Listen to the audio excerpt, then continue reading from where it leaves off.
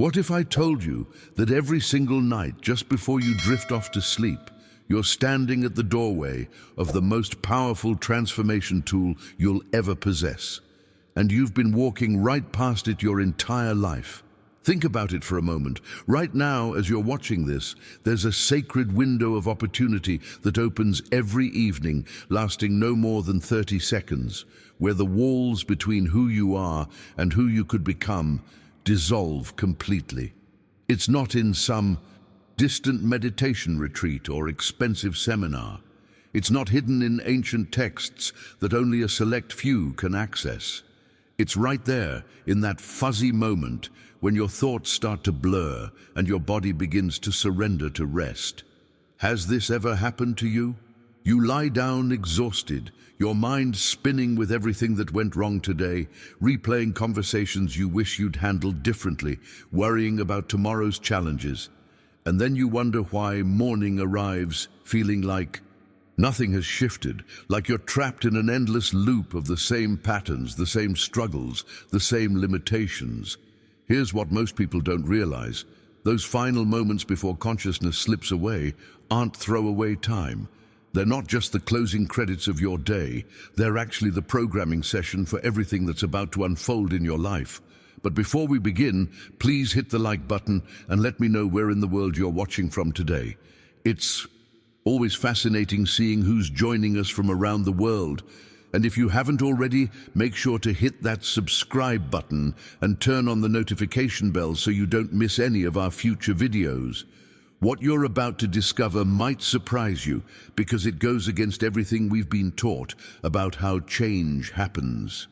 We're told we need willpower, discipline, endless hours of conscious effort to transform our lives. But what if the real secret lies in those drowsy seconds? When all that effort finally stops, when your analytical mind, that critical voice that's been judging and filtering every thought all day long, finally takes a break. Stay with me until the end of this video, because we're going to explore exactly why that twilight moment holds more transformative power than any amount of daytime striving ever could. See, your brain doesn't just shut off when you fall asleep. It shifts into a completely different operating mode, one where it processes information thousands of times faster than your waking consciousness can manage. It's connecting dots you didn't even know existed, solving problems your logical mind declared impossible, and quite literally rebuilding your reality from the ground up. But here's the crucial part that changes everything. The quality of that nighttime work, the actual results you wake up to, depends entirely on the last instruction you give your mind before letting go. And this is where most people, unknowingly, sabotage themselves every single night without realizing it. In those crucial seconds before sleep takes over, something extraordinary happens in your brain. Your mental defenses, those protective walls that have been up all day, questioning everything, analyzing every possibility, shooting down ideas before they even have a chance to take root, they finally lower. It's like watching a fortress open its gates after being locked down tight. Every door that's been sealed shut during your waking hours suddenly swings wide open, and whatever thought you're holding in that precise moment has direct access to your subconscious mind. No filters, no resistance, no critical voice saying, "That's impossible," or "Who are you kidding?" Think about the implications of this for a second. Your subconscious mind is the powerhouse behind everything you do. It's running programs in the background that determine which opportunities you notice, which risks you're willing to take, how you respond when challenges appear, what kind of energy you project into the world. And for most of your day, it's completely locked away behind layers of conscious thinking and rational analysis. But in that twilight moment before sleep, you have direct access. You can literally install new programming. Now here's where this gets really interesting. The difference between people who seem to magnetically attract opportunities and those who constantly struggle fighting upstream against life isn't what you'd expect. It's not their genetics giving them some unfair advantage. It's not that they're luckier, more connected, or working harder than everyone else. The hidden truth behind their success is far simpler and, honestly, almost frustrating in how accessible it is. It comes down to what they do with those last 30 seconds before consciousness dissolves into sleep. Most people use this sacred window to do the exact opposite of what would serve them. They replay every mistake from the day. They rehearse tomorrow's anxieties. They calculate all the ways their plans could fall apart. They essentially program their subconscious to create more of what they don't want. It's like having access to the control panel of your entire life and accidentally hitting repeat current problems every single night. Then morning comes and they can't understand why nothing changes, why the same patterns keep showing up, why they feel stuck in an endless loop. If this kind of deep, practical wisdom is what you're looking for, hit that subscribe button right now. This channel is built for people who are done with surface-level advice and ready to work with the actual mechanisms of transformation. But the people who understand this mechanism, they're doing something radically different in that moment. They're not fighting against their circumstances during the day and then surrendering to worry at night. They've learned to use that vulnerable window when their mind is most receptive to plant very specific instructions, and their subconscious, receiving these commands in the only moment when it can't argue back, immediately begins reorganizing everything to match those instructions. It's working all night while they sleep, making connections, finding solutions, shifting their perception so they start noticing different things when they wake up. This isn't about positive thinking or pretending problems don't exist. It's about understanding that your sleeping mind is doing the heavy lifting of transformation, but only if you know how to direct it. The impact of mastering this single moment ripples through every area of your life because you're finally working with your mind's natural architecture instead of against it. You're leveraging the behind-the-scenes processes that have been running your life on autopilot and taking conscious control of them. Now, I want to go even deeper into this topic because what I'm about to share reveals exactly why this moment before sleep is neurologically different from any other time in your day, and why the specific words you use in that window matter more than you could imagine. Write in the comments, "I recognize this moment," if you've ever felt that precise instant I'm talking about, when everything feels possible just before sleep takes over. Your sleeping mind is one of the most misunderstood aspects of human consciousness. We've been conditioned to think of sleep as downtime, a necessary shutdown period where your brain goes offline to recharge like a phone plugged into the wall. But that couldn't be further from the truth. What's actually happening while you're unconscious is so sophisticated, so lightning fast, that it makes your daytime thinking look like it's moving in slow motion. While you sleep, your mind is processing information at speeds that would be impossible to achieve consciously. It's taking every experience from your day, every conversation, every observation, and sorting through it all, organizing it, filing away what matters and discarding what doesn't. But it's doing something even more remarkable than just filing. It's connecting dots that seem completely unrelated during your waking hours. It's finding patterns your logical brain never noticed. It's solving problems that stumped you all day by approaching them from angles you couldn't consciously access. This is why breakthrough ideas often arrive in the morning, seemingly out of nowhere. It's why you can go to bed completely stuck on a decision and wake up with crystal clarity about what to do. Your sleeping mind has been working the problem all night, running thousands of simulations, exploring possibilities your conscious awareness would have immediately dismissed as unrealistic or irrelevant. The processing power available to you during sleep is genuinely staggering, operating at a level that makes your best conscious thinking look primitive by comparison. But here's the critical piece that determines whether all this nighttime processing works for you or against you. The quality of that work, the actual direction your sleeping mind takes, depends entirely on the last instruction you give it before releasing control. Think of it like this. You have access to the most powerful supercomputer imaginable, one that will work tirelessly all night on whatever project you assign it. But if you don't give it clear instructions, or worse, if you feed it garbage data right before it starts processing, you're going to get garbage results no matter how powerful the system is. Most people hand their sleeping mind a mess of anxiety, regret, and worry right before they drift off. They're essentially programming their internal supercomputer to spend all night reinforcing their fears, finding evidence for their limitations, and constructing scenarios where things go wrong. Then they wake up and wonder why they feel drained, why their mindset feels heavy, why the same obstacles keep appearing in their path. They've been giving their most powerful tool the wrong assignment every single night. But when you understand this mechanism, when you recognize that you have a brief window to consciously direct what your sleeping mind will work on for the next 8 hours, everything changes. It's not about denying reality or forcing fake positivity. It's about strategic programming. You're choosing what problem you want solved, what possibility you want explored, what version of yourself you want your subconscious to build while you're unconscious.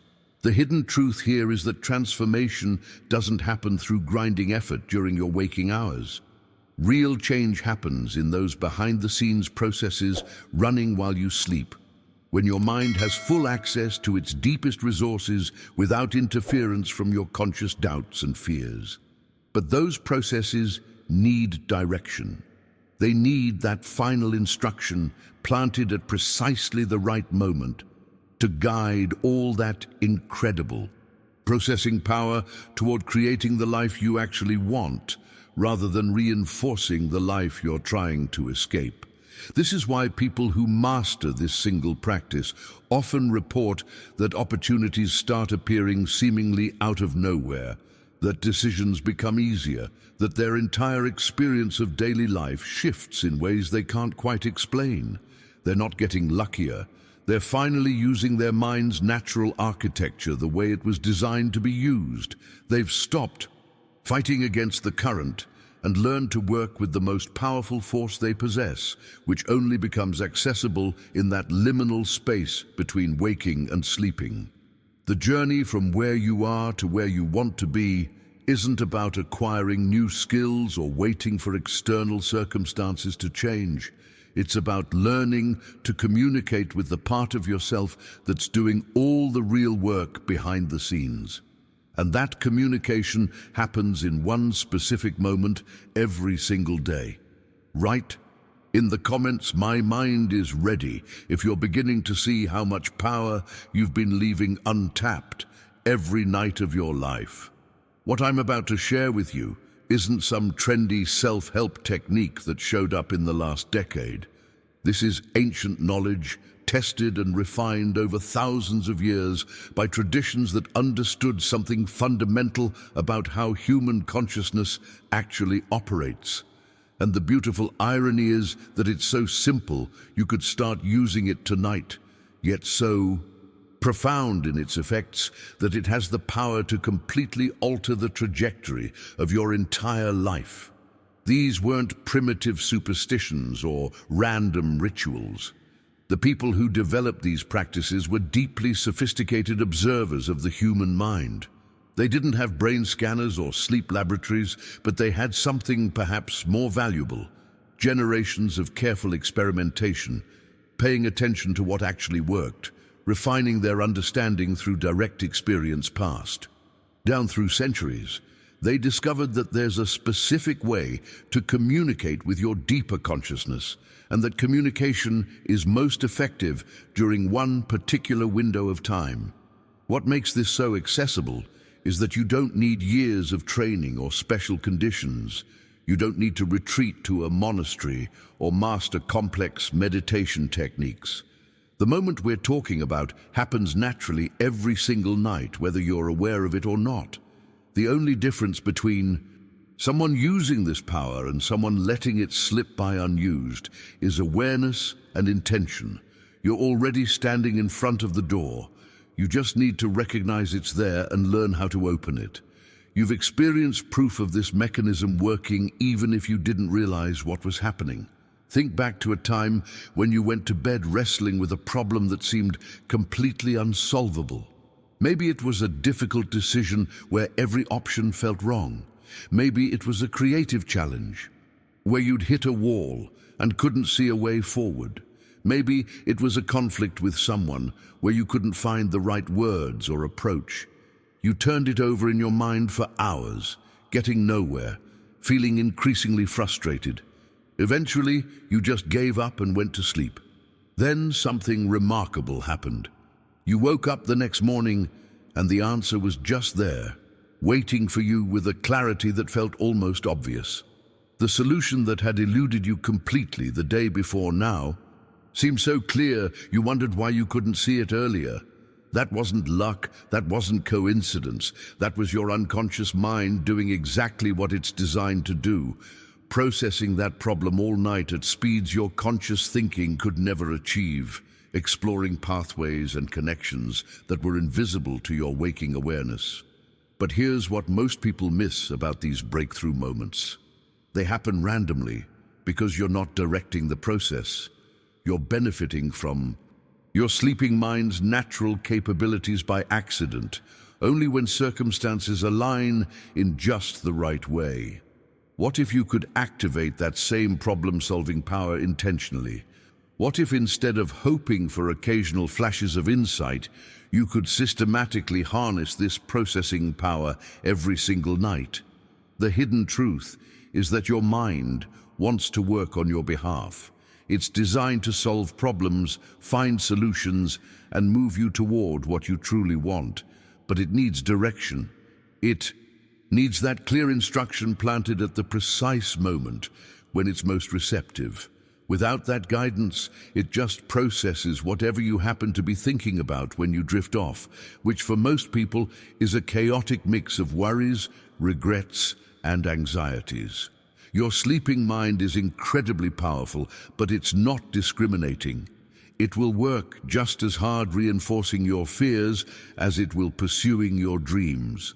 The choice of what you're feeding it in that crucial moment determines which direction all that power moves. This is why understanding the timing matters so much. There's a reason ancient wisdom traditions emphasize this specific threshold moment. They recognize through careful observation that your mind passes through a unique state where the boundary between conscious and unconscious becomes permeable. In that brief window, instructions can bypass all your normal defenses and programming. They drop directly into the operating system, so to speak, where they immediately begin shaping how your mind works throughout the night and into the next day. If something shifted for you while watching this, show me by hitting that like button. It's a small action that makes a massive difference in helping this reach others who need to hear it right now. The impact of getting this right compounds over time. One night of proper programming creates a small shift. A week creates noticeable changes. A month creates transformation that others start commenting on, asking what's different about you. You're not just getting better sleep or waking up less tired. You're literally rewiring the decision-making processes, the pattern recognition systems, and the belief structures that determine what you notice, what you pursue, and how you respond to everything in your life. Write in the comments, "I've felt this before," if you recognize that experience of waking up with sudden clarity about something that seemed impossible the night before. The process that unfolds while you sleep is far more sophisticated than most people realize. Your unconscious mind isn't just passively reviewing the day's events like rewatching old footage. It's actively exploring thousands of connections that your conscious brain immediately dismissed as irrelevant or impossible. During your waking hours, your logical mind is constantly filtering, throwing out ideas before they even have a chance to develop, deciding what's worth considering and what's a waste of time. But at Night. All those dismissed possibilities get a second chance. Your sleeping mind accesses memories stored so deeply you'd forgotten they even existed. It pulls experiences from years ago, fragments of conversations, fleeting observations, things you learned but never consciously applied, and starts weaving them together in combinations that would never occur to your waking awareness. This is why solutions often feel like they came from nowhere. They didn't come from nowhere. They came from reorganizing information you already possessed in ways that create completely new patterns of understanding. Think about how creativity actually works. The breakthrough ideas, the innovations that change entire industries, they rarely come from linear logical thinking. They come from unexpected connections between seemingly unrelated concepts.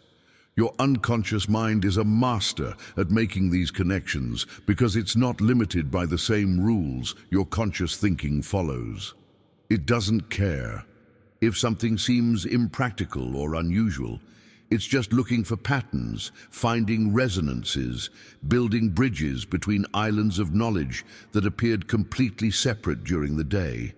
This reorganization process is happening every single night, whether you're aware of it or not.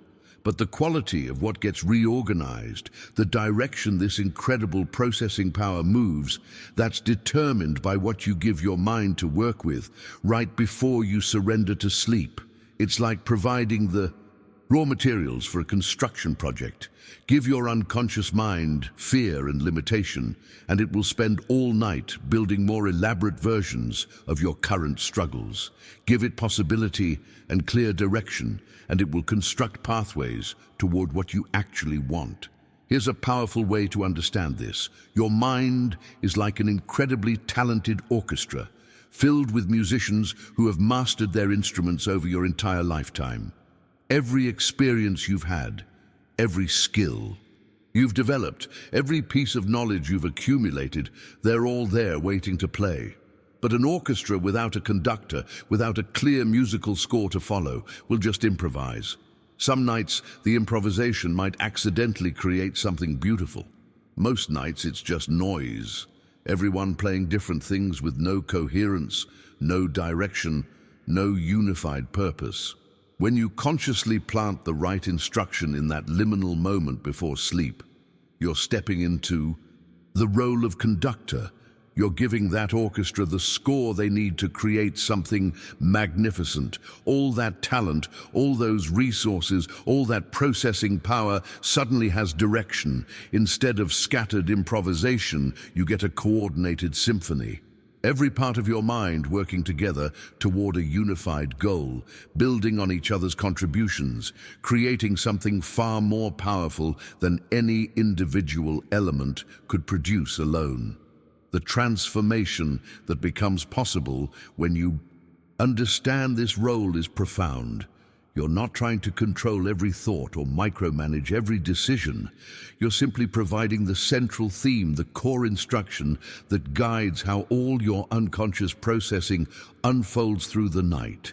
Your sleeping mind takes that instruction and runs with it, finding hundreds of ways to support it, building momentum behind the scenes that manifests as changed behavior, shifted perspectives, and new opportunities you suddenly notice when you wake. This is the hidden mechanism behind what looks like sudden transformation from the outside. People see someone make dramatic life changes and assume they just got lucky or finally found enough willpower. But the real story is usually much simpler.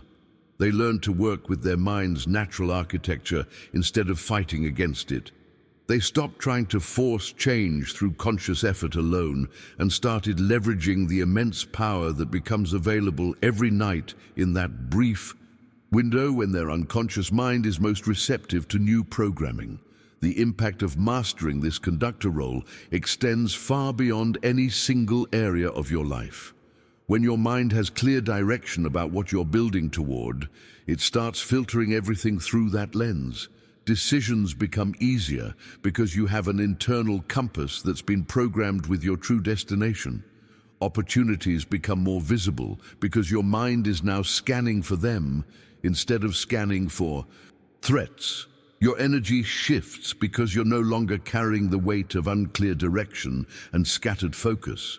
What makes this so powerful is that you're working with forces that are already operating in your life. You're not adding something new or learning a complex skill. You're simply learning to direct something that's been running on autopilot, letting it work for you instead of against you.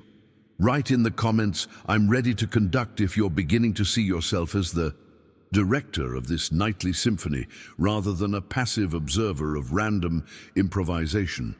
What's fascinating is that this knowledge wasn't locked away in some forgotten vault. Ancient mystery schools from Egypt, esoteric traditions hidden in Tibetan monasteries, medieval alchemists working in candlelit chambers across Europe, they all independently discovered the same fundamental truth about human consciousness. They were separated by thousands of miles, different cultures, different languages, different belief systems, yet they all arrived at the same revelation about the power contained in that threshold moment between waking and sleeping. And here's what makes this so intriguing. They didn't keep it secret because they wanted to hoard power for themselves. They guarded it carefully because they understood something crucial about how transformation actually works. This knowledge isn't complicated. There's no complex ritual or years of training required. But its simplicity is deceptive, because when you truly understand it and apply it correctly, the impact is genuinely revolutionary. It can redirect the entire course of a human life. These traditions recognize that most people weren't ready to receive this teaching, not because they lacked intelligence or capability, but because they'd immediately dismiss it as too simple to matter. We're conditioned to believe that real change requires struggle, complexity, elaborate systems. The idea that something as brief and natural as the moment before sleep could hold transformative power seems almost insulting to our modern sensibility. We want complicated answers because they feel more legitimate, more worthy of the problems we're trying to solve. But the hidden truth they all discovered is that your consciousness passes through a unique state every single night, a liminal space where the normal rules don't apply. In that state, the barriers that keep you locked in repetitive patterns temporarily dissolve. The biasi, gatekeepers that normally protect you from new ideas, that keep everything safely within the boundaries of what you've already experienced, they step aside. And in that brief opening, real transformation becomes possible in ways it simply isn't during your normal waking hours. The challenge isn't accessing this state. You're already moving through it naturally every night. The challenge is recognizing it when it arrives and knowing what to do with it. Most people blow right through this moment, unconsciously talking on the phone, scrolling through devices, their mind still spinning with the day's chaos. They cross that threshold, carrying all their daytime baggage into sleep, completely unaware they just walked past an open door to profound change. The key is learning to identify that exact moment when your consciousness begins to slide. It has a very specific quality that you've felt thousands of times but probably never paid conscious attention to. Your thoughts start becoming less linear, less logical. The normal structure of your thinking begins to loosen. Ideas that would seem disconnected during the day start flowing into each other. The boundary between being awake and being asleep becomes blurred, fuzzy, uncertain. You're not quite in one state or the other. You're in between, and that in-between space is where the magic happens. This isn't some mystical concept. It's a neurological reality. Your brain is literally transitioning between different modes of operation. The networks that maintain your normal waking consciousness are powering down. The systems that govern your sleeping mind are powering up. And for a brief window, both are active simultaneously, creating a unique state where your mind is simultaneously conscious enough to hold intention and open enough to receive new programming without resistance. Think about what this means practically. During the day, when you try to change a belief or adopt a new mindset, you hit immediate resistance. Your conscious mind argues back. Your past experiences provide evidence against what you're trying to believe. Your fears throw up roadblocks. It's like trying to install new software while the old operating system is running at full capacity, actively defending itself against any changes. But in that liminal moment, the old operating system has loosened its grip without fully shutting down. You can slip new instructions in while the defenses are down. The traditions that discovered this weren't working with metaphor. They were working with direct experience, testing and refining their understanding across generations. They found that this threshold moment was the sweet spot, the time when consciousness was plastic enough to be reshaped, but stable enough to hold clear intention. Too early, when you're still fully awake and your critical mind blocks everything. Too late, when you're already asleep and you can't maintain conscious direction. But right in that in-between zone, you have access to something extraordinary. This is why the timing matters more than the content in some ways. You could have the perfect words, the most powerful intentions, but if you're deploying them at the wrong time, they're not going to penetrate deeply enough to create real change. It's like trying to plant seeds on concrete. The seed might be perfect, but if the ground isn't receptive, nothing grows. That liminal moment is when the concrete becomes soil, when your consciousness is soft enough to receive whatever you plant and let it take root deep in your subconscious mind. Write in the comments, "I feel the threshold," if you're starting to recognize that specific sensation when your mind begins its nightly transition. Understanding how your conscious mind operates is essential to grasping why this nighttime window is so powerful. During your waking hours, your conscious mind acts as an extremely jealous doorman, standing guard at the entrance to your deeper consciousness. Its entire job is to filter absolutely everything that attempts to enter. Every new idea you encounter, every belief someone presents to you, every possibility that crosses your mind, it all has to pass through this guardian first. And this gatekeeper is ruthless in its screening process. It takes each new concept and immediately compares it against your entire history. Does this fit with what you've already experienced? Does it align with what you've been taught is possible? Does it match the identity you've built over decades of living? If the answer to any of these questions is no, that new idea gets rejected at the door before it ever has a chance to take root in your deeper mind. This mechanism exists for good reasons. It protects you from being swept away by every passing notion, from making impulsive decisions based on temporary emotions, from believing things that might lead you astray. Your conscious gatekeeper is trying to keep you safe, maintaining consistency, ensuring that who you are today resembles who you were yesterday. Stability has survival value, and your mind is designed to prioritize it above almost everything else. But here's where this protective mechanism becomes your greatest limitation. That same gatekeeper that shields you from bad ideas also blocks out transformative ones. It doesn't distinguish between an idea that's genuinely dangerous and an idea that simply doesn't match your current programming. If you've spent your life believing you're not the kind of person who succeeds at business, and then you have an inspired idea for a venture, your gatekeeper immediately starts building a case against it.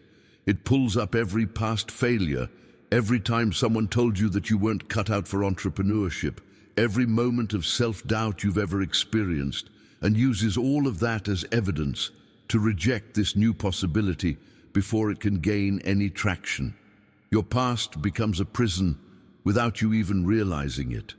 Every decision you make gets filtered through the lens of what you've already lived, and anything that doesn't fit that pattern gets dismissed automatically. This is why so many people feel stuck in repetitive cycles. They're not lacking ambition or intelligence. They're just running into the same gatekeeper every single day. A gatekeeper whose entire job is to make sure nothing really changes, to keep everything comfortably within the boundaries of the known and familiar. But something remarkable happens when night arrives, and you begin that natural journey towards sleep. That tireless guardian who has been standing watch for 16 straight hours starts to weaken. You can almost feel it if you pay attention. The mental chatter that normally fills your head begins to quiet. The constant analysis and judgment that colors every waking thought starts to fade. That iron grip your conscious mind maintains on the doorway to your deeper self begins to loosen, finger by finger, until eventually it lets go completely. This isn't a failure of your protective mechanisms. It's a natural part of how your consciousness operates. Your gatekeeper can't maintain its vigilant position indefinitely. As you approach sleep, it has to step aside, not because it wants to, but because the very structure of consciousness requires it. In that liminal moment we've been exploring, your mind exists in a state where the normal filtering processes are offline, where new information can slip past the defenses that would normally stop it cold. Think about the implications of this. For those few precious seconds, you have direct access to your subconscious mind without any interference from the critical voice that usually dominates your thinking. Whatever you plant in that moment doesn't face interrogation. It doesn't get compared against your history of failures. It doesn't get vetted by all your accumulated doubts and fears. It simply drops straight down into the deeper layers where your actual operating programs run, where the beliefs that govern your automatic responses live. This is why people who understand this timing can create changes that seem impossible to others. They're not somehow bypassing the laws of psychology or using willpower to overcome their programming. They're working with a natural opening that occurs every single night, a brief window when the gatekeeper steps away and the door stands unguarded. They're slipping their new instructions through when there's no resistance, when the path is clear, when their deeper mind is receptive rather than defensive. The transformation this creates happens at a level most people never access during waking hours. You're not trying to argue your conscious mind into accepting something new. You're not battling against years of conditioning with affirmations that your critical voice immediately mocks. You're waiting for that perfect moment when the battle is already over, when the defenses are down, when you can make your move without opposition. It's the difference between trying to storm a fortress during the day when every guard is at their post and walking through the front gate at night when everyone's asleep. Write in the comments, "The gate is open," if you're realizing how much energy you've wasted trying to change your mind during the day when the real opportunity arrives every night. Once your gatekeeper has stepped aside and you've entered that open state, something genuinely extraordinary begins to unfold behind the scenes. Your sleeping brain doesn't just process information differently than your waking mind. It operates at a completely different order of magnitude in terms of speed and capacity. We're talking about the ability to explore thousands of possible combinations and scenarios in just minutes, running simulations and testing connections at a pace that would be utterly impossible during your conscious hours. This isn't an exaggeration or metaphor. Research into sleep and memory consolidation has demonstrated that your brain during REM sleep can accomplish in minutes what would take hours or even days of deliberate conscious thought. It's accessing information stored at depths you didn't even know existed, pulling from memory banks that your ordinary awareness can't reach, connecting dots between experiences separated by decades. The processing architecture that becomes available during sleep is fundamentally different from what you have access to while awake, operating on parallel tracks instead of the linear, step-by-step thinking that characterizes your daytime consciousness. Think about what this means for problem solving. During the day, when you're trying to figure something out, you're limited to consciously examining one possibility at a time, following logical chains of reasoning that can only move forward sequentially. It's like having to walk through every room in a massive building one by one to find what you're looking for. But your sleeping mind can instantly survey the entire building simultaneously, checking every room at once, finding patterns and solutions that the room-by-room approach would take forever to discover. This is why the solutions that emerge after sleep often feel like they came from a completely different level of intelligence, because in a very real sense they did. You're tapping into processing capabilities that simply aren't available to your conscious mind, no matter how hard you try or how much focus you apply. Your waking intelligence, as impressive as it might be, is operating with one hand tied behind its back, compared to what becomes possible when your sleeping mind takes over with full access to its deeper resources. The question that should be dominating your attention right now isn't whether this mechanism exists. You've almost certainly experienced it enough times in your life to know it's real.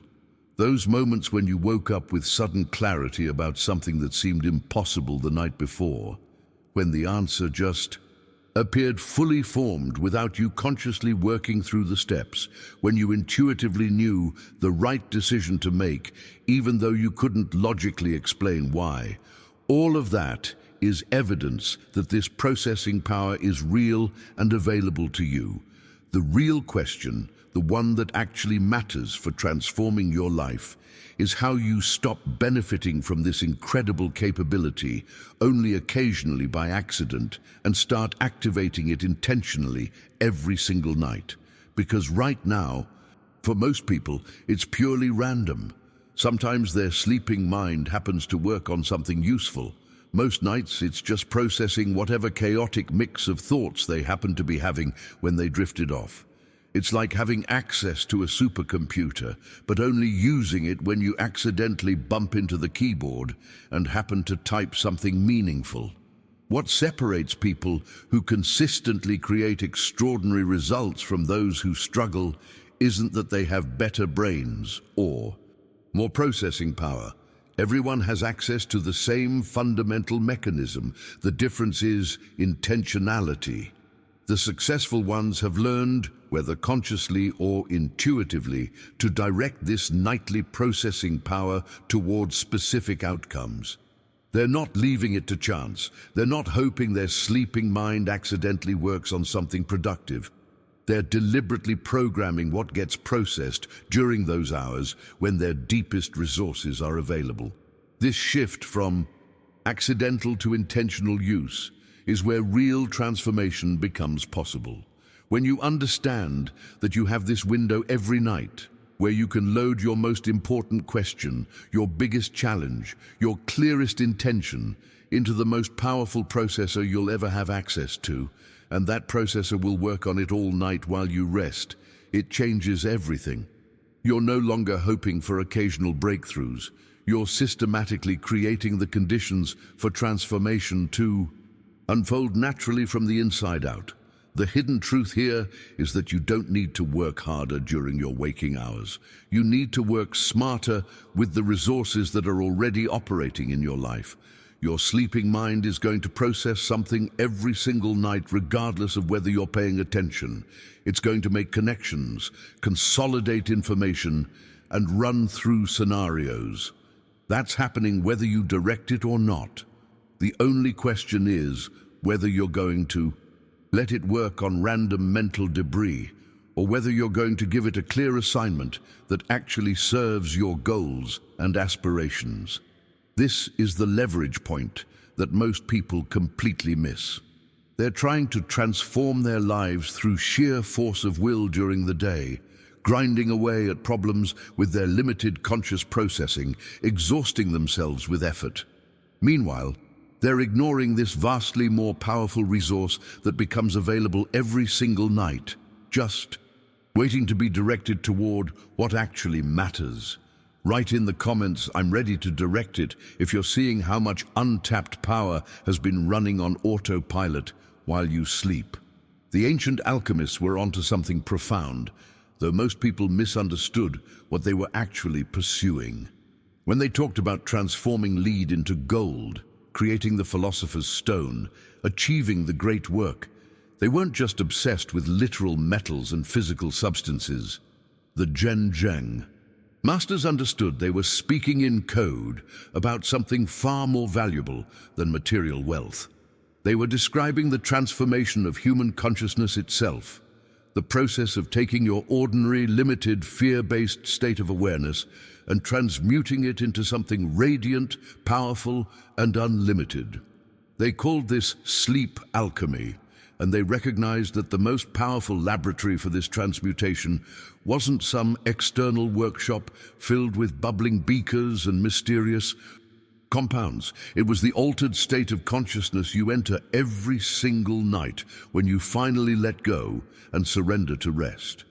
That transition from waking to sleeping, that liminal space we've been exploring, that's where the real alchemy happens. That's where lead becomes gold, where limitation transforms into possibility, where your densest, most stuck patterns can be melted down and reformed into something entirely new. What makes this laboratory so effective isn't just its power, though. We've established that your sleeping mind operates with capabilities your waking consciousness can't match. What makes it truly special is the conditions. During your waking hours, your mind is under constant assault from the external world. Thousands of stimuli compete for your attention every moment. Notifications buzzing, conversations demanding response, traffic noise, visual clutter, deadlines pressing, other people's needs and expectations pulling at you from every direction. It's like trying to perform a delicate chemical experiment in the middle of a hurricane. The conditions are completely wrong for any real transformation to occur. Your consciousness during the day is in perpetual reaction mode, constantly responding to external input, rarely getting a moment to actually process and integrate what's happening. You're moving from one stimulus to the next so quickly that nothing has time to sink in deeply. Everything stays at the surface level, skimming across your awareness, without ever penetrating to where real change happens. This is why so many people feel like they're constantly busy but never actually progressing, always in motion but somehow staying in the same place.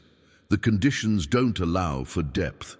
But when night arrives and you finally close the door on the external world, when you turn off the devices and shut out the noise and retreat into the quiet darkness of your bedroom, something fundamental shifts. Your personal laboratory finally obtains the perfect conditions it needs to operate at maximum capacity. The hurricane stops. The assault of stimuli ceases. The demands for your attention go silent. And in that stillness, in that protected space, the real work can begin. This isn't passive rest we're talking about. It's active transformation happening in an environment that finally allows it to unfold properly. Think of it like growing crystals. If you're constantly shaking the solution, moving it around, exposing it to temperature fluctuations, the crystals never form. They need stillness, darkness, consistent conditions over time. Your consciousness is similar. The crystallization of new patterns, the formation of new neural pathways, the integration of transformed beliefs, all of that requires the specific conditions that only nighttime provides. The darkness itself plays a crucial role that most people never consider. We think of darkness as simply the absence of light, but in the context of consciousness, it's far more than that. Darkness is the presence of perfect conditions for a specific type of growth that can't happen in the light. Seeds don't germinate on top of the soil in full sun. They need to be buried in darkness, where they can transform from seed into sprout without interference. Your intentions work the same way. Planted in the darkness of your unconscious mind during that liminal moment, they can germinate and develop in ways that would be impossible under the harsh scrutiny of daylight.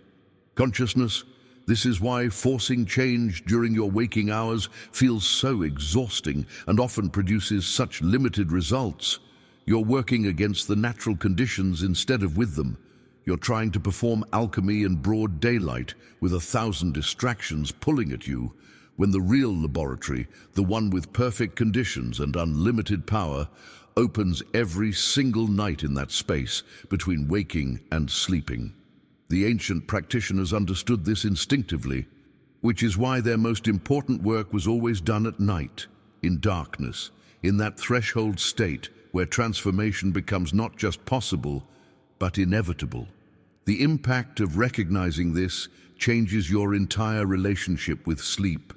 It's no longer just recovery time or a necessary evil cutting into your productive hours. It becomes the most valuable part of your day, the time when your deepest transformation is actually happening. Write in the comments, "My laboratory is ready," if you're starting to see your nightly rest as the powerful, transformative space it actually is. Let me share a story that brings all of this into focus, because sometimes the most powerful lessons come from watching someone else discover what we've been missing. A few years ago, I learned about a man named Carlos, who had inherited a family business that had thrived for 3 generations. His great-grandfather built it from nothing during difficult times. His grandfather expanded it. His father maintained it successfully. But when Carlos took over, everything started falling apart despite him working harder than anyone who came before. Carlos was the first one at the shop every morning and the last to leave at night. He offered better prices than competitors. He tried every marketing strategy he could afford. He poured everything he had into keeping that business alive. And yet, month after month, he watched customers choose other providers, opportunities slip through his fingers, debts pile up. He couldn't understand it. He was doing everything right on paper, working twice as hard as the generation before him, and still failing where they had succeeded. What Carlos didn't realize was that he had developed a nightly ritual that was destroying him from the inside out. Every single night, as he lay in bed exhausted from another day of struggle, his mind would automatically start reviewing everything that went wrong. He'd replay the customers who didn't buy, calculate how much longer he had before the business collapsed. Imagine the painful conversation where he'd have to tell his family he'd failed, where his ancestors succeeded. He'd project every worst-case scenario, every possible disaster, essentially rehearsing his own defeat in vivid detail. And he was doing all of this in that exact threshold moment we've been talking about, that crucial window when his subconscious was wide open and receptive. Night after night, he was programming his mind with fear, failure, and limitation right when it had maximum impact. His sleeping brain would take those fears and spend 8 hours reinforcing them, finding evidence to support them, literally training him to see and create more failure. He was working against himself in the most powerful way possible without having any idea he was doing it. The turning point came through a conversation with an elderly customer who had known Carlos's great-grandfather personally. This man watched Carlos struggling and finally asked him a question that seemed to come out of nowhere. What was the last thing Carlos thought about before falling asleep each night? When Carlos answered honestly, admitting he reviewed his problems and fears, the old man's face showed a kind of sad recognition. He said he finally understood why the business was failing despite Carlos's efforts. Then he revealed something that Carlos had never heard about his own family history. His great-grandfather had a specific practice he did every single night without fail, something he considered as essential as opening the doors each morning. Just before drifting off to sleep, in that precise moment when consciousness begins its slide toward dreams, he would place both hands on his chest, feel his heartbeat, and whisper 3 declarations with absolute conviction. I am prosperity. I am abundance. I am success. Carlos initially thought this sounded too simple, almost insulting given how desperate his situation had become. He'd tried elaborate business strategies, invested in expensive consultants, implemented complex systems, and now he was being told the solution was whispering 3 phrases before bed. It seemed ridiculous, But the old man explained something crucial that changed Carlos's entire perspective on what was happening. He explained that his great-grandfather wasn't just repeating empty words or trying to convince himself of something he didn't believe. He was giving direct instructions to his subconscious mind at the only moment when those instructions could penetrate without resistance. He understood instinctively what we've been exploring throughout this entire journey, that the threshold moment before sleep is when you can reprogram your fundamental operating system. Those weren't affirmations hoping to make something true. They were commands being installed directly into the control center of his consciousness. The great-grandfather knew that his sleeping mind would take whatever he planted in that moment and work with it all night, making connections, shifting perceptions, adjusting his decision-making processes, changing what he noticed and how he responded to situations. He wasn't trying to manifest abundance through magical thinking. He was systematically programming his subconscious to operate from a foundation of prosperity consciousness. And that shifted everything about how he showed up in his business and what opportunities he could recognize and seize. What's fascinating is that this practice wasn't unique to Carlos's great-grandfather. Across different cultures and time periods, successful people have stumbled onto versions of this same technique, often without fully understanding why it worked. They just knew that what they thought about in those final moments before sleep seemed to have an outsized impact on their results, so they became very intentional about it. Write in the comments, "I'm changing my programming," if you're recognizing how different your life might be if you'd been using these crucial 30 seconds intentionally all along.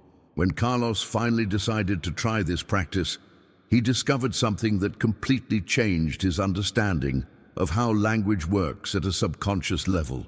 Those two words his great-grandfather used to begin each declaration, "I am," aren't just grammatical construction.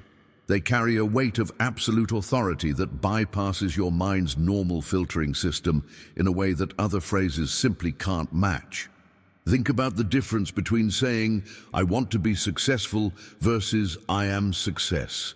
The first is a statement of desire, of something you're lacking and hoping to obtain in the future. Your subconscious hears that and registers incompleteness, distance from the goal, a gap that needs to be filled. It's positioning success as something outside yourself that you're chasing. But when you say, "I am success," you're making a declaration of identity in present tense. You're not describing a future hope. You're stating a current reality, claiming it as an inherent part of who you are right now. Your subconscious mind doesn't debate identity statements the way it questions goals or desires. When you declare "I am" followed by anything, your deeper mind accepts it as a definition of self and immediately begins reorganizing everything to align with that identity. It's not asking whether it's true or gathering evidence to dispute it. It's receiving an authoritative statement about who you are and adjusting all its background processes accordingly. This is why the specific wording matters so much in that threshold moment before sleep. Carlos chose to work with the exact phrases his great-grandfather used. "I am prosperity," "I am abundance," "I am success." Not "I will be," or "I want to be," or "I'm trying to become." Just the simple, direct claim in present tense. That first night, lying in bed and catching that moment when his thoughts started to drift, he placed his hands on his chest like he'd been told, felt his heartbeat, and whispered those words with as much conviction as he could muster despite his doubts. Something happened that he didn't expect.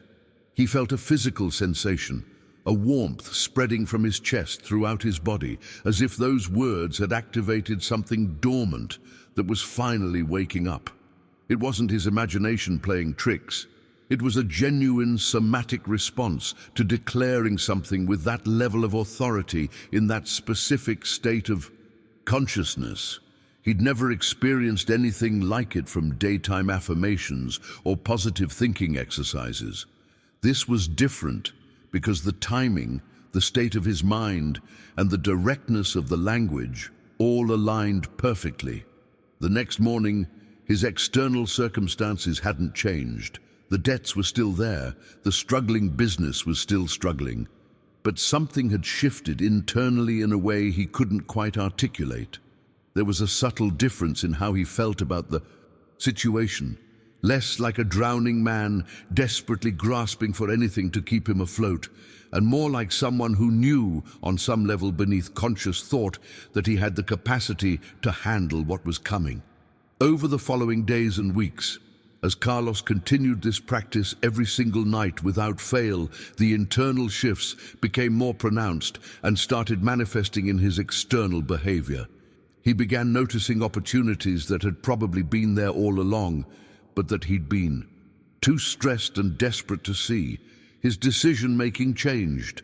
Instead of acting from panic and fear of loss, he started making choices from a place of quiet confidence that seemed to come from nowhere. The energy he projected when interacting with customers transformed completely. Where before he radiated desperation, which people can sense and instinctively avoid, he now had a calm assurance that actually attracted people to him. These weren't changes he was consciously forcing. He wasn't trying to act more confident or deliberately looking for opportunities. The shifts were happening at a level beneath his awareness, in those background processes we've been talking about. His nightly programming was finally working for him instead of against him. His sleeping mind, receiving clear instructions about his identity as prosperity and success, was reorganizing his perception, his responses, his automatic behaviors to match that identity. The transformation didn't happen overnight in some magical burst. It unfolded gradually as his subconscious had time to process and implement the new programming across multiple sleep cycles. But each morning, he was waking up slightly different than the day before, his mindset incrementally more aligned with the identity he was declaring each night. The compound effect of this consistent practice, planting the same instruction in that receptive moment every single night, created momentum that eventually became unstoppable. What Carlos discovered through direct experience is that you don't transform your life by fighting against your current circumstances during the day. You transform it by systematically reprogramming your subconscious identity at night, in that window when real change becomes possible. The external shifts follow naturally from the internal rewiring, not the other way around. Write in the comments, "I claim my identity," if you're ready to start using those two powerful words to declare who you are instead of who you hope to become. What's particularly fascinating about the practice Carlos inherited from his great-grandfather is the specific time frame involved. Ancient wisdom traditions from completely different parts of the world, separated by thousands of miles and centuries of time, all independently arrived at the same conclusion about how long this practice needs to be sustained for deep reprogramming to occur. 7 consecutive nights, not random nights when you remember to do it, not a few. Times this week and a few times next month. 7 nights in a row, creating an unbroken cycle of intentional programming. There's something about that number that appears again and again in transformational practices across human history, and it's not coincidence or mysticism. 7 consecutive cycles of planting the same instruction in your most receptive state creates enough momentum to reach what we might call a tipping point. It's like pushing a massive flywheel. The first push barely moves it. The second push moves it slightly more. By the 7th push, that flywheel has built up enough rotational energy that it starts to sustain its own movement, requiring less effort to keep it going than it took to get it started. Your subconscious mind needs this repetition to fully integrate new programming. 1 night plants the seed, but it's fragile, easily overwritten by your default patterns. 2 nights strengthens it slightly. 3 nights gives it some root structure, but 7 consecutive nights of receiving the same clear instruction in that threshold moment creates enough neural reinforcement that the new pattern starts to take hold at a fundamental level. You're literally building new pathways in your brain, and that construction requires consistent input over multiple sleep cycles. Carlos committed to exactly this. 7 nights without skipping, no matter what. That first night when he felt that unexpected warmth spreading through his body, when he sensed something dormant finally activating inside him, he couldn't have known whether it was real or just wishful thinking. But he'd made a commitment to complete the full cycle, so the next night he did it again. Same position, hands on chest, catching that threshold moment, speaking those 3 declarations with conviction. The second night was easier in some ways because he knew what to expect, but harder in others because his logical mind was starting to question whether this was actually doing anything. His business situation hadn't magically transformed overnight. He still woke up to the same problems, the same stress, the same mountain of challenges. That critical voice we talked about earlier was trying to reassert itself, suggesting he was wasting his time with nonsense when he should be focused on practical solutions. But Carlos persisted through the doubt, and by the third night, something interesting started happening. He noticed that during the day, his thought patterns were subtly different. He wasn't obsessively reviewing problems the way he normally did. His mind seemed to naturally gravitate toward possibilities instead of catastrophes. It wasn't forced or deliberate. The shift was happening automatically beneath his conscious awareness, as if someone had adjusted the default settings on how his brain processed information. By the fourth night, Carlos had a dream so vivid it felt more like a memory than imagination. He saw his business thriving, customers flowing through the doors, himself interacting with them from a place of genuine confidence rather than desperate need. What struck him most wasn't the content of the dream, but the quality of certainty that accompanied it. It didn't feel like a fantasy or wishful thinking. It felt like remembering something that had already happened, like his mind was showing him a future that already existed in some dimension, just waiting to manifest in physical reality. This is what happens when you consistently program your subconscious in that receptive window night after night. Your sleeping mind doesn't just passively store the instructions. It begins actively constructing the reality that matches them. It starts showing you previews of what's possible, not to tease you with what you can't have, but to help you recognize and align with the trajectory you're programming. Those dreams, those moments of unexpected certainty, they're your deeper mind, confirming that it's received the message and begun the work of transformation.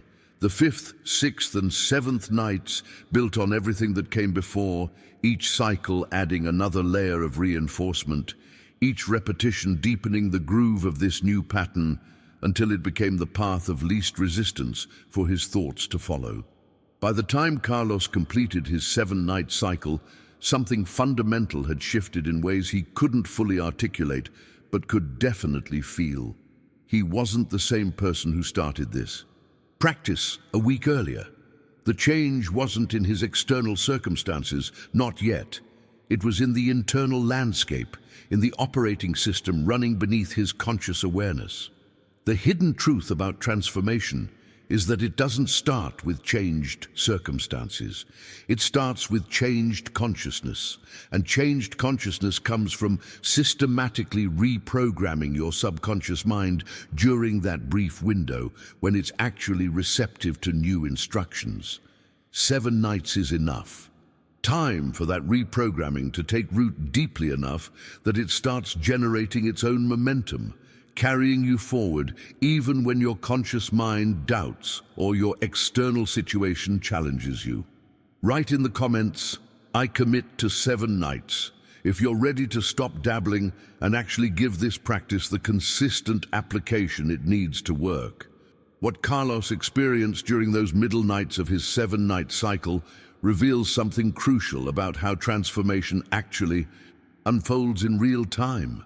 The changes weren't dramatic or sudden. They weren't the kind of thing you could point to and say, look, everything's different now. Instead, they were subtle internal shifts that most people wouldn't even notice if they weren't paying close attention.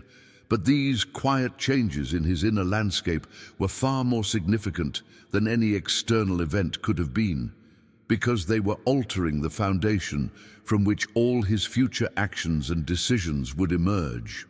By that third night, Carlos realized he was thinking about his business differently during his waking hours. Not because he was forcing himself to be more positive or trying to ignore the very real challenges he faced. The shift was happening automatically, beneath the level of conscious control.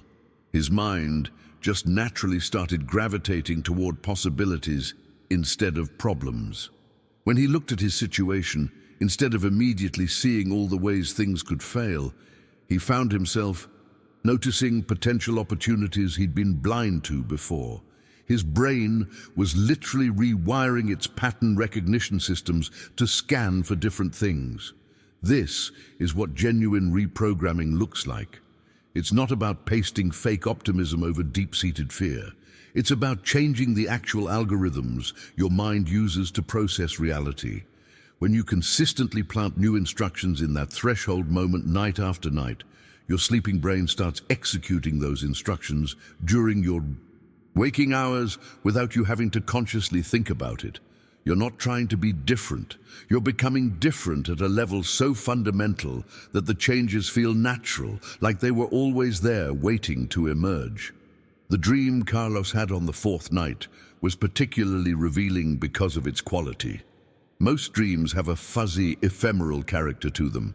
You experience them vividly while asleep, but they start dissolving the moment you wake up, leaving only fragments and impressions.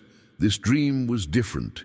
It had a crystalline clarity that stayed with him, sharp and detailed even hours after waking. He saw his shop transformed, customers streaming through the doors, himself interacting with them from a completely different energy state than his current desperate scrambling. But what struck him most powerfully wasn't the visual details of the dream. It was the emotional quality that accompanied it.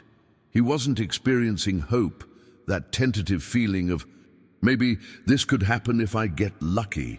He was experiencing certainty, the kind of bone-deep knowing you have about things that have already occurred. It was like his sleeping mind had accessed a timeline where this transformation had already happened and was showing him a memory of his own future. The feeling was so strong that when he woke up, part of him was genuinely confused about whether he'd been remembering or imagining. This phenomenon of future memories is more common than you might think among people who practice this kind of deep subconscious reprogramming. Your sleeping mind, when given clear direction about what you're becoming, starts constructing that future reality in such vivid detail that it begins to feel as real as your past. And here's the hidden truth about why this matters. Your brain doesn't actually distinguish that clearly between imagined experiences and real ones, especially when those imagined experiences are generated during sleep with that level of detail and emotional conviction. When Carlos's subconscious showed him that future version of his business with such clarity and certainty, it wasn't just wishful thinking or fantasy escapism. It was his deeper mind beginning to accept that reality as inevitable, as already accomplished in some dimension, that just needed time to fully materialize in the physical world. And once your subconscious accepts something as real and inevitable, it starts automatically making decisions, noticing opportunities, and guiding your behavior in ways that bring that reality into manifestation without you having to consciously force anything. This is the difference between someone who's trying to change and someone who's actually transforming. The person who's trying is using willpower and conscious effort to push against their default patterns. It's exhausting and usually doesn't last because they're fighting against their own programming. The person who's transforming has updated the programming itself, so their default patterns naturally align with where they want to go. They're not fighting themselves anymore. They're flowing in a direction that feels inevitable, because their subconscious has already accepted it as the path forward. Carlos didn't wake up from that fourth night dream and immediately see his business explode with success. The external reality was still the same struggling shop, still the same debts, still the same competitive pressures. But his relationship to that reality had fundamentally changed. He was no longer operating from a place of desperation and fear. He was operating from that strange certainty the dream had given him, a knowing that the transformation was already in motion, even though it hadn't fully manifested yet in the visible world. This internal certainty, this sense of inevitability about your desired outcome, is what actually drives successful manifestation.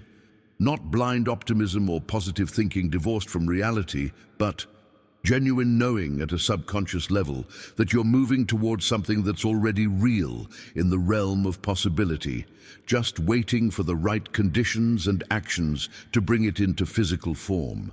Write in the comments, "I've seen my future," if you've ever had one of those dreams or moments of certainty where something felt more like a memory than a hope. By the fifth morning, something shifted in the external world that Carlos couldn't attribute to coincidence. A woman who had walked past his store hundreds of times over the years, never once glancing in the window, suddenly stopped that morning. She stood there for a moment, then walked in with a curious expression on her face. When Carlos asked if he could help her find something, she said the strangest thing. She told him she didn't know why she'd never come in before, but today she felt inexplicably drawn to enter, like something was calling her to be there right now. She ended up purchasing more than Carlos had sold in the entire previous week. Not because he pressured her or used any special sales technique. She simply found what she'd been looking for without even knowing she was looking for it. And as she left, she mentioned she'd be back and would tell her friends about the place. Carlos stood there after she walked out, feeling like he'd just witnessed something that shouldn't be possible according to his understanding of how the world works. How does someone who's ignored your business for years suddenly feel compelled to enter on the exact day you're beginning to shift internally? This is where the mechanism we've been exploring starts to reveal its real power. When you consistently program your subconscious in that threshold moment before sleep, you're not just changing your internal state, you're actually altering the frequency you're broadcasting into the world. And the world responds to frequency in ways that can look like magic from the outside, but are actually following consistent principles that we're only beginning to understand scientifically. Your sleeping mind functions as what I call a frequency amplifier. Think about how a radio amplifier works. You input a weak signal that's barely detectable, and the amplifier boosts it exponentially until it's strong enough to fill an entire space with sound. Your consciousness during sleep operates on the same principle, but instead of amplifying audio signals, it's amplifying the vibrational instruction you planted in that sacred moment before letting go of wakefulness. When Carlos whispered, "I am prosperity, I am abundance, I am success," in that threshold state, he was inputting a specific frequency into his consciousness. Just a whisper, barely audible, taking only seconds. But during the hours that followed while he slept, his subconscious took that subtle vibration and amplified it thousands of times over. It wasn't just storing the words like data on a hard drive. It was broadcasting them, magnifying their signal strength, transforming them from a quiet intention into a powerful transmission that began reshaping the field of possibilities surrounding his life. This is why the timing matters so critically. During the day, When you try to hold a positive thought or affirm something you want, you're fighting against the constant interference of your environment, your doubts, your competing thoughts. It's like trying to broadcast a signal in the middle of a massive electrical storm. The interference is so strong that your signal gets drowned out before it has any real impact. But in that liminal moment before sleep, when all the interference finally goes quiet, when your mind enters that unique receptive state, your signal has a clear channel to penetrate deeply without distortion. And then while you sleep, that amplification process happens automatically. You don't have to consciously maintain the frequency or keep reinforcing it. Your sleeping mind takes over and does the heavy lifting, broadcasting that signal at increasing strength throughout the night. By the time you wake up, you've been transmitting this new frequency for hours at an intensity that would be impossible to achieve through any amount of daytime effort. The woman who walked into Carlos's store wasn't responding to anything he consciously did that morning. She was responding to the shift in his energetic broadcast, the change in frequency that had been amplifying over 5 consecutive nights of reprogramming. People pick up on these signals without consciously realizing it. They feel drawn to certain individuals or repelled by others based on the frequency those people are transmitting. When Carlos was broadcasting desperation and fear through his nightly programming, people unconsciously avoided him. When he shifted to broadcasting prosperity and abundance, people began unconsciously moving toward him. This isn't mysticism or New Age theory. It's recognizing that human beings are fundamentally vibrational creatures living in a vibrational universe. Everything is frequency at its core, and when you learn to consciously work with your frequency through strategic subconscious programming in that threshold moment, you start influencing the field of reality around you in ways that create what look like miraculous synchronicities, but are actually the natural result of broadcasting a clear, amplified signal. What happened to Carlos over those first 5 days was just the beginning. The real transformations, the ones that would completely revolutionize his business and his life, were building momentum beneath the surface. Each night of consistent programming was adding another layer of amplification, another dimension of clarity to the signal he was broadcasting. The synchronicities that started appearing were early indicators that the frequency shift was taking hold, that his reality was beginning to reorganize itself to match the identity he'd been declaring in his most receptive state. Write in the comments, "My frequency is shifting," if you're beginning to sense how powerfully your nightly programming might be influencing the reality you experience during your waking hours. The best way to understand what happens in that threshold moment is to think about your consciousness as clay. During your waking hours, after you've been exposed to the harsh sun of daily reality for 16 hours straight, that clay has hardened. It's baked solid by experience, by stress, by the constant bombardment of challenges and stimuli. Try to reshape hardened clay with your bare hands and you'll get nowhere. You can push against it all day with tremendous effort and maybe create a tiny dent, but the fundamental form stays locked in place.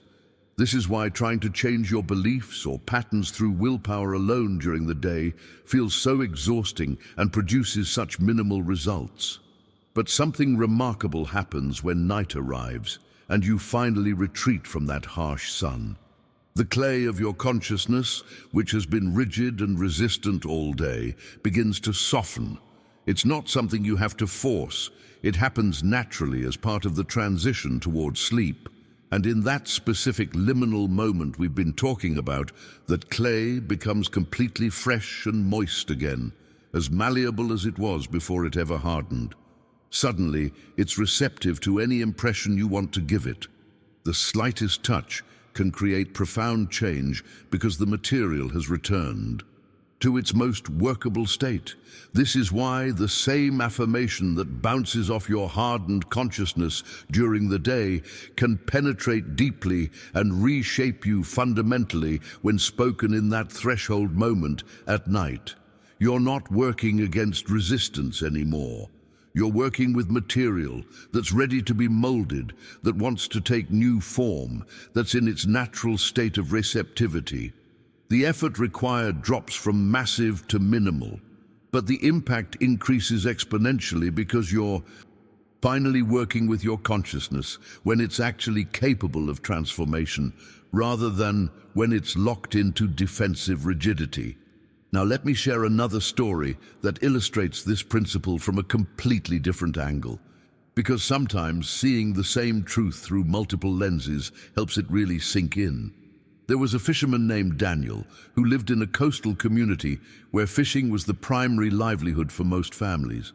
What made Daniel unusual, what made his colleagues think he'd lost his mind, was that he fished exclusively during the deep hours of night, while everyone else worked during the day when visibility was better and conditions seemed more practical. They mocked him openly, called him the midnight fool, the shadow chaser, the man who fished for dreams instead of real catch. They watched him head out into complete darkness while they were returning to port, and they couldn't understand why anyone would choose to work under such difficult conditions.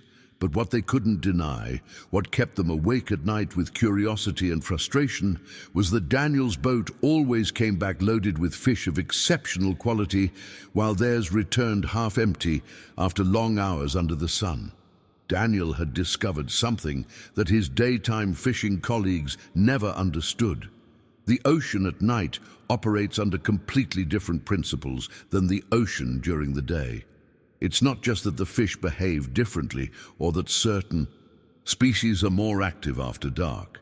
It's that the entire relationship between fisherman and sea transforms when darkness falls and the world becomes quiet. Daniel found that during nighttime hours, the ocean responded to a language that simply didn't work during the day, a language that had nothing to do with technique or equipment or strategy. It was a language of pure frequency, of vibration, of intention transmitted from a place of deep inner certainty. Before Daniel would cast his nets each night, he would sit in his boat, feel it rocking gently with the waves, and enter into a state of profound stillness. Then he would speak, not prayers begging for good fortune or rituals meant to appease mysterious forces, but simple declarations of identity whispered into the darkness with absolute conviction. I am abundance. I am perfect provision. The same pattern we've been exploring, but applied to his particular calling. What Daniel understood intuitively, what separated him from all the fishermen using conventional methods, was that the nighttime ocean was receptive in a way the daytime ocean could never be. During the day, with sunlight penetrating the water and boats dotting the surface and thousands of competing frequencies filling the space, his signal would have been lost in the noise. But at night, when everything quieted down and the interference dropped away, his clear intention could broadcast without distortion. The ocean, responding to that frequency, seemed to guide fish toward his nets in ways that defied normal patterns. His colleagues thought he was crazy for choosing to work in darkness, but Daniel had discovered that darkness wasn't a disadvantage. It was the essential condition for the kind of resonance he was creating. Just like your consciousness needs the darkness of that threshold moment to become truly receptive, the ocean needed the darkness of night to respond to frequency rather than just mechanical technique. The amplification we talked about earlier, that's exactly what Daniel was experiencing in his own domain, broadcasting a clear signal into a receptive medium that could actually respond to it without interference. Write in the comments, I work with the darkness, if you're starting to see that the night isn't when you're powerless, but when your real power becomes accessible. One evening, an old woman appeared at the dock, just as Daniel was preparing his boat for another nighttime journey. She'd been watching him for weeks, she said, and she finally understood what he was doing. But she also saw that he was casting with strings when he should be casting with words, using physical nets when the real net he needed was invisible. Daniel was intrigued, but confused, so she showed him something that would transform his understanding of what was actually happening during those successful nights on the water. She taught him about weaving what she called the invisible net, a concept that had nothing to do with rope or fiber or any physical material. This net was constructed entirely from vibration, from the frequency of his declarations spoken with absolute conviction in that state of deep stillness before he ever touched his physical nets.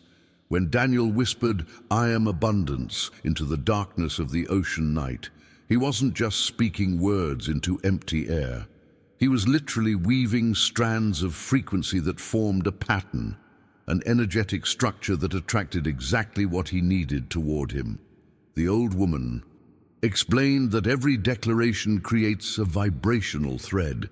Speak it with doubt or hesitation, and the thread is weak, easily broken, incapable of holding anything substantial.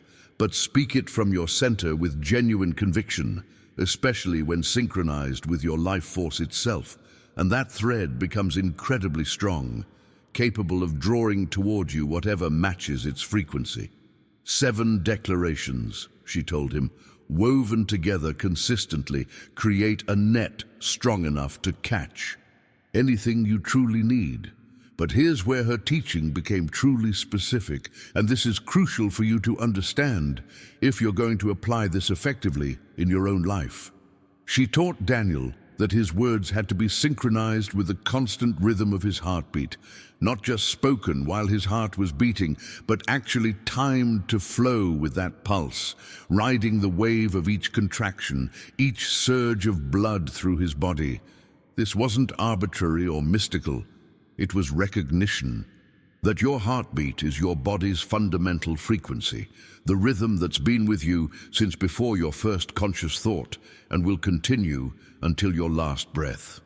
When Daniel learned to feel his pulse and speak his declarations in perfect synchronization with that rhythm, something profound happened that he'd never experienced before. The words stopped feeling like mental concepts floating in his head and became something entirely different. They transformed into living frequencies that he could actually sense moving through his body, rippling outward from his chest, where his hand rested, spreading into the darkness around him with a tangible quality he couldn't quite explain, but absolutely could feel. This synchronization between word and heartbeat does something remarkable to the nature of what you're declaring. Your heart isn't just a pump, it's the seat of your most authentic self, the place where your deepest truth resides beneath all the layers of conditioning and fear and learned limitation. When your declarations emerge from that center, timed perfectly with your pulse, they carry a weight of authority that bypasses every defense mechanism your mind might throw up.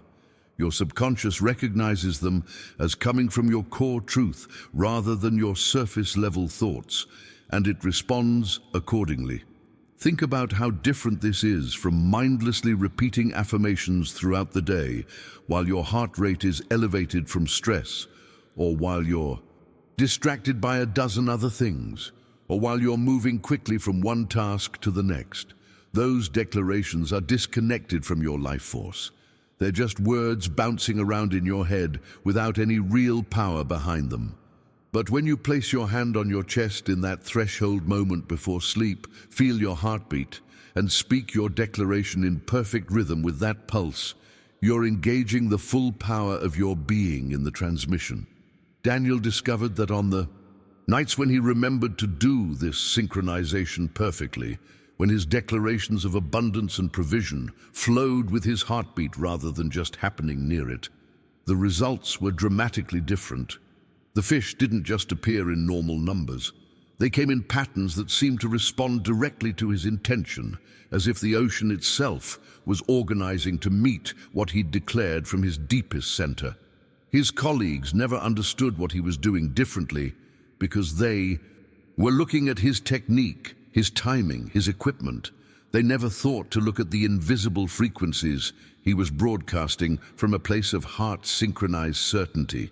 And this is exactly what you need to understand about making your nightly practice truly effective. It's not enough to just say the right words at the right time. You need to connect those words to your core life force by synchronizing them with your heartbeat. Place your hand on your chest when you catch that threshold moment. Feel that steady rhythm. Let your declaration emerge in sync with that pulse. That's when your words stop being concepts and become frequencies powerful enough to reshape reality itself. Write in the comments, "I feel my heartbeat," if you're ready to connect your declarations to the most fundamental rhythm of your existence.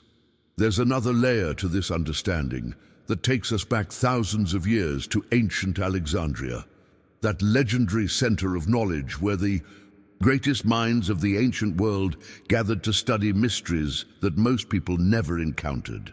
In that city, among all the scholars and philosophers and practitioners of various arts, there existed a role that few people knew about, but that was considered absolutely essential by those who understood the deeper workings of consciousness and manifestation. Amanda held this position, and she wasn't called a scribe in the ordinary sense. She was specifically designated as a twilight scribe, which meant her work didn't happen during normal business hours like her colleagues who worked in daylight. Amanda's job was to record the most important decrees and declarations during that precise window when day surrenders to night, when the sun has set but darkness hasn't fully taken hold, when the world exists in that in-between state where the boundaries between different realms of reality become permeable. This wasn't ceremonial tradition or superstitious ritual. The ancient scholars of Alexandria understood something about timing and receptivity that our modern world has largely forgotten. They recognized that words spoken or written during twilight carry a fundamentally different weight than words recorded at noon or midnight. In that liminal space between light and dark, declarations don't just get captured on papyrus or parchment. They get inscribed simultaneously on what they called the eternal tablets, those invisible but absolutely real records that exist beyond physical matter. Amanda's role was to be the bridge between the physical act of writing and this deeper level of inscription. When she sat down at twilight with her ink and papyrus, she understood that the words flowing from her stylus were creating two records simultaneously. One was the visible text that people could read and reference. The other was an invisible but far more permanent imprint on the fabric of reality itself, on those eternal tablets where the true instructions that govern manifestation are stored. Now here's the direct connection to what you're doing every night in that threshold moment before sleep. That twilight Amanda worked with externally, that transition between day and night in the physical world, has its perfect parallel in the internal twilight of your consciousness as you shift from waking to sleeping. When you speak your declarations in that moment, you're not just thinking positive thoughts that evaporate when morning comes. You're literally engraving them on your personal version of those eternal tablets, the deep subconscious structures that determine every automatic response, every unconscious decision, every pattern of perception that shapes what you notice and what you miss. Your nighttime declarations, spoken in that receptive state with proper heart synchronization, don't float in the air for a few seconds and then disappear. They get recorded with indelible ink on tablets that are invisible to your waking consciousness, but absolutely real in their impact on your life. Every decision you make without consciously thinking about it, every opportunity that either catches your attention or passes by unnoticed, every automatic response you have to challenges or possibilities, All of that is governed by what's written on these deep tablets. During the day, when you're fully awake and your critical mind is running at full capacity, you can't access these tablets to edit them. They're too deep, too protected by the layers of conscious filtering we've talked about. But in that threshold moment, when all the defenses are down and your consciousness is in its twilight state, you have direct writing access.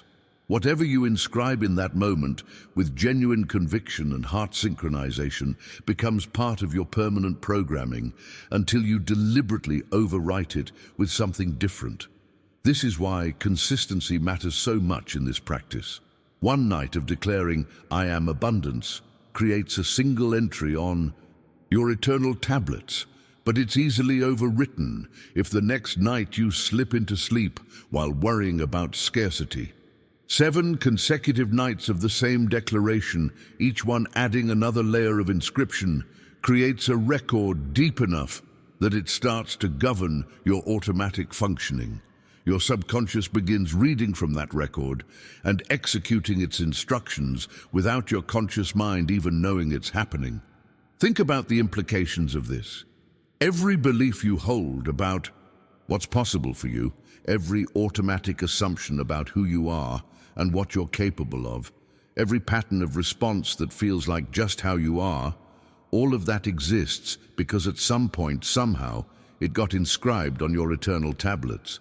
Most of that inscription happened accidentally, through repeated experiences or traumatic events or messages you absorbed growing up. You never consciously chose most of what's written there. It just accumulated over years of unconscious living. But now you know about the twilight window. You know about that threshold moment when you have writing access.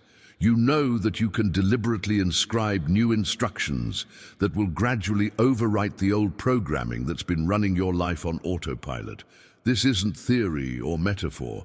This is practical instruction about working with the actual architecture of human consciousness at the level where real transformation becomes possible. Amanda understood she wasn't just a record keeper.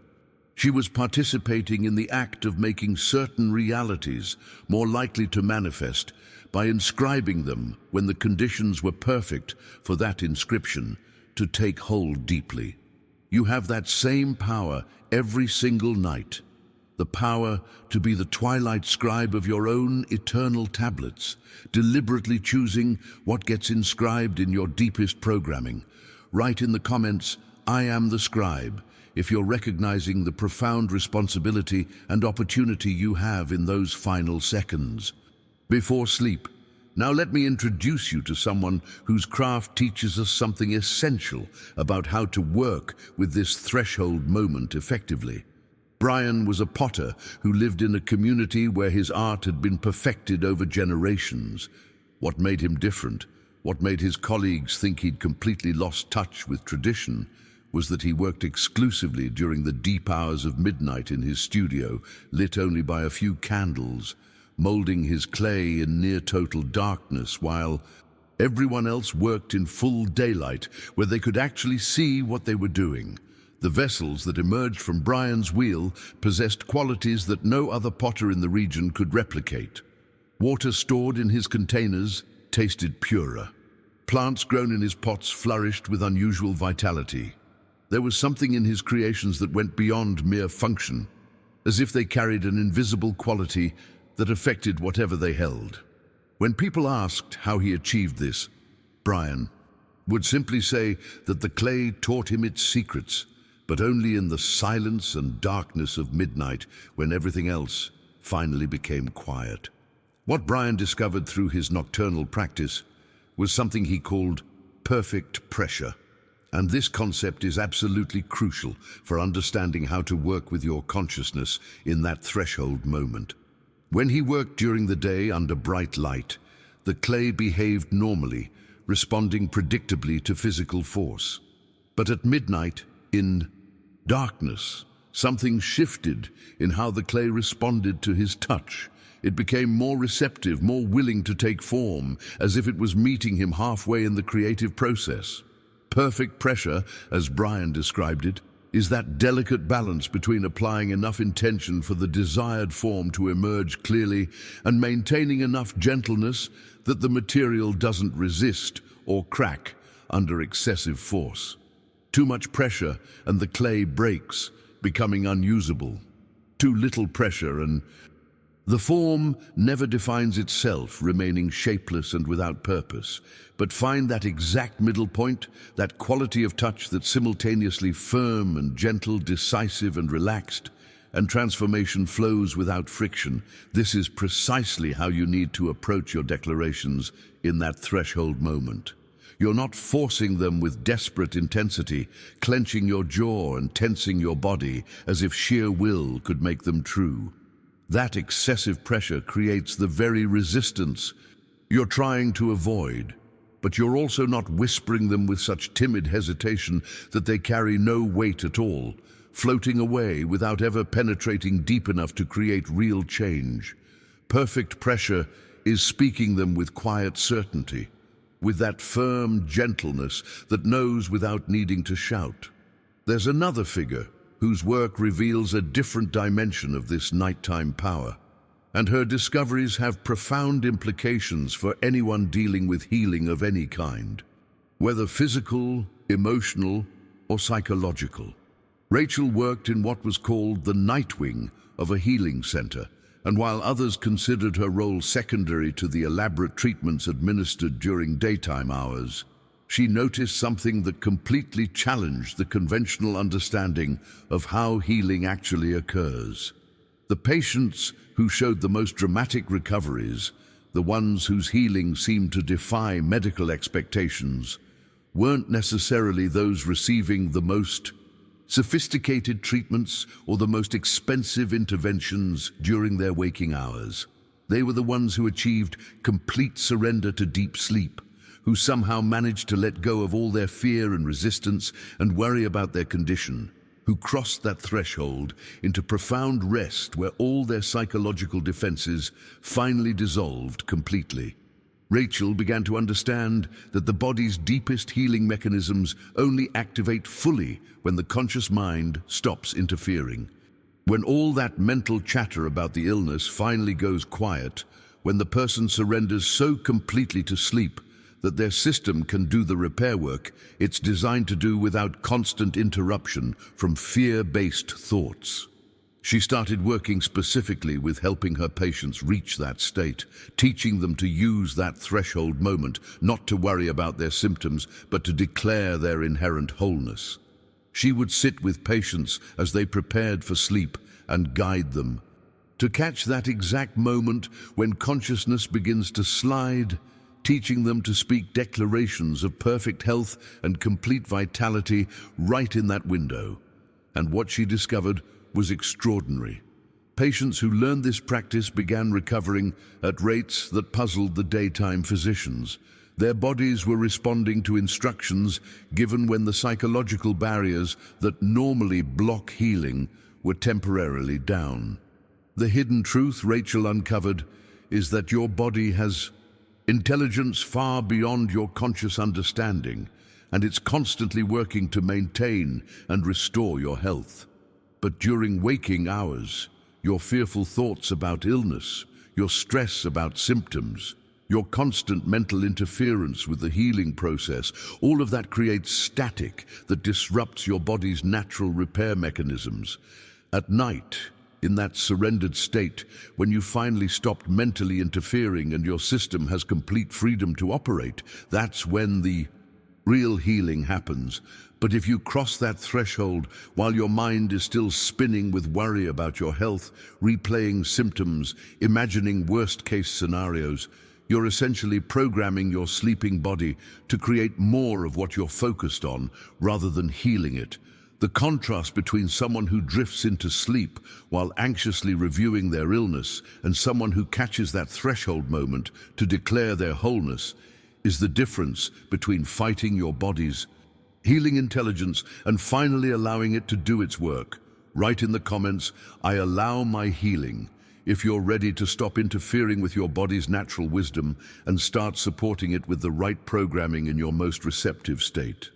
There's a dimension to this understanding that takes us beyond individual healing or personal success and reveals something truly cosmic about what's happening when you surrender to sleep.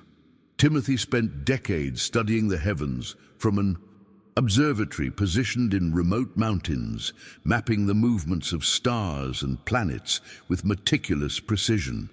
But unlike other astronomers who simply recorded celestial mechanics, Timothy was searching for something deeper.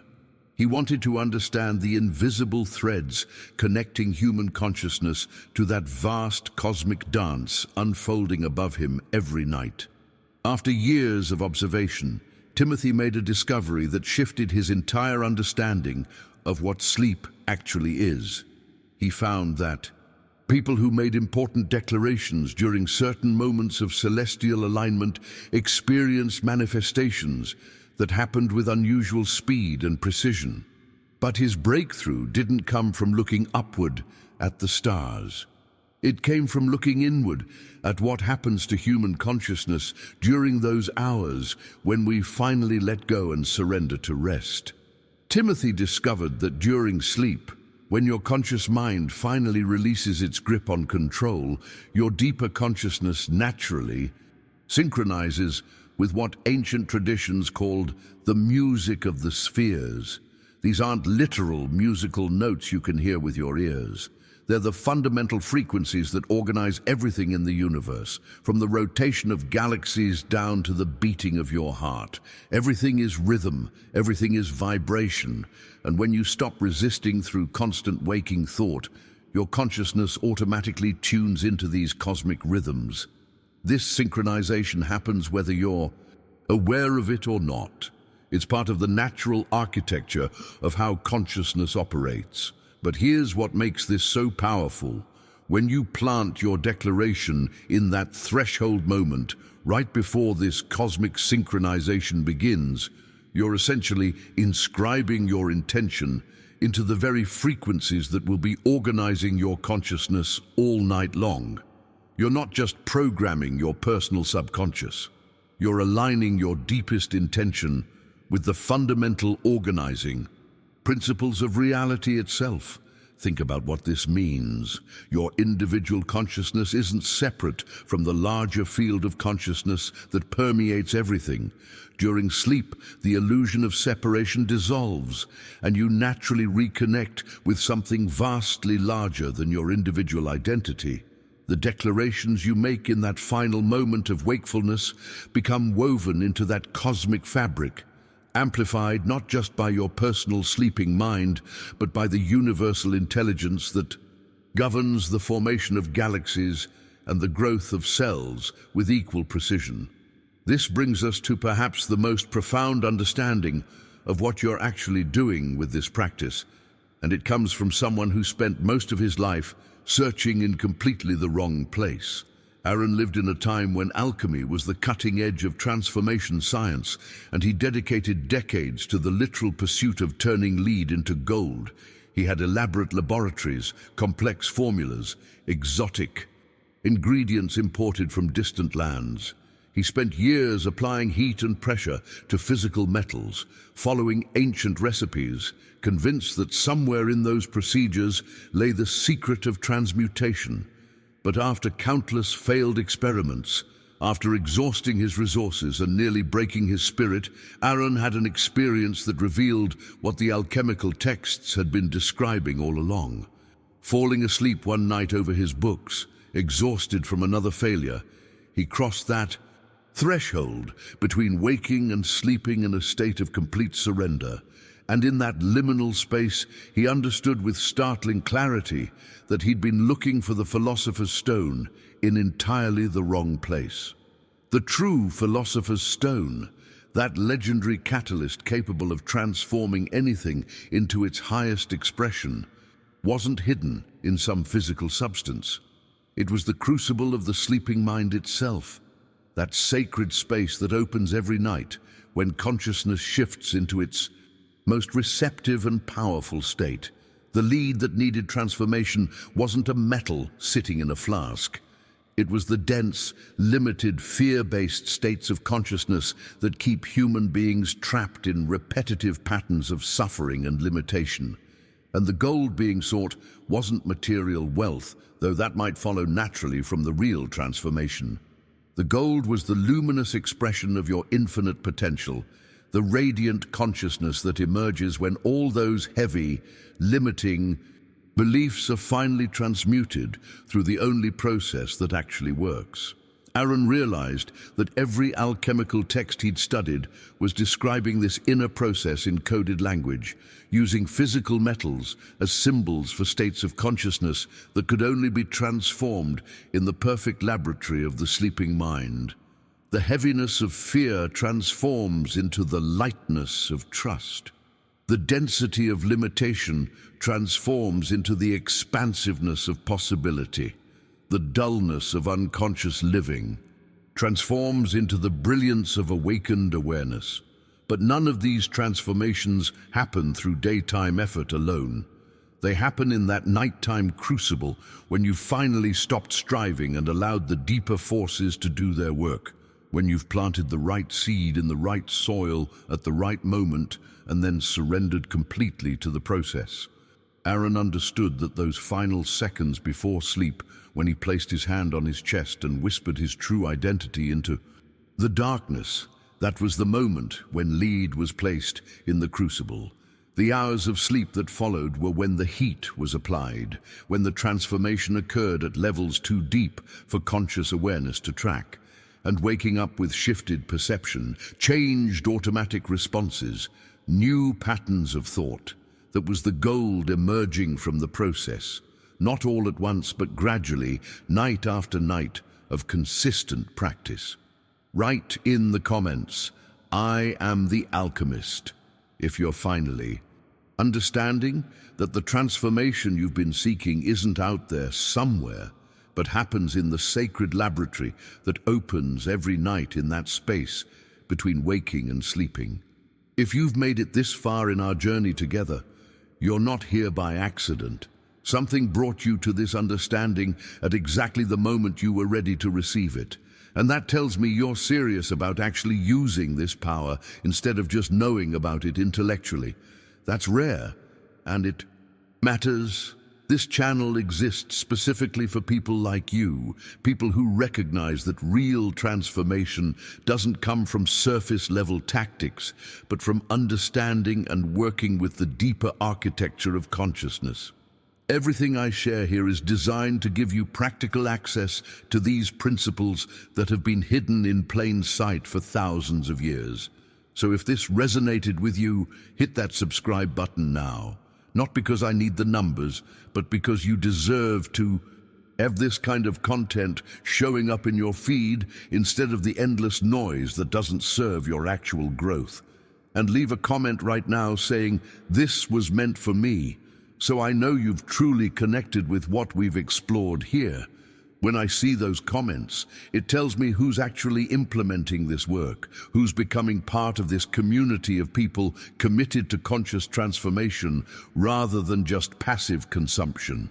Give this video a like too, because that simple action helps this message reach others who are searching for exactly what you just discovered.